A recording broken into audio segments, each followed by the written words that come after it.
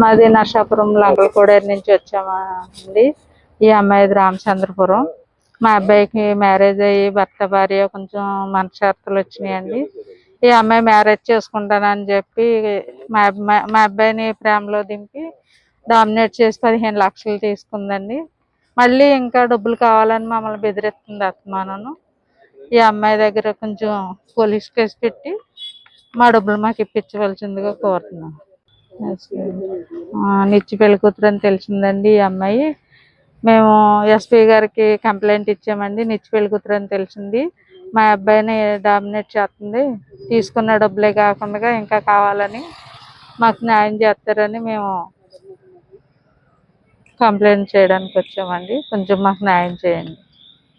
కూతురు బిడ్డ నిత్య పెళ్లి కూతురు 12 పెళ్ళిళ్ళు చేసుకుంటే వీళ్ళ టార్గెట్ అంతా కూడా రెండో పెళ్ళి అయిన వాళ్ళు అరెస్ట్ చేయమని మేము కోరుతున్నామండి. చాలా మానసికంగా ఏర్పిస్తున్నారు.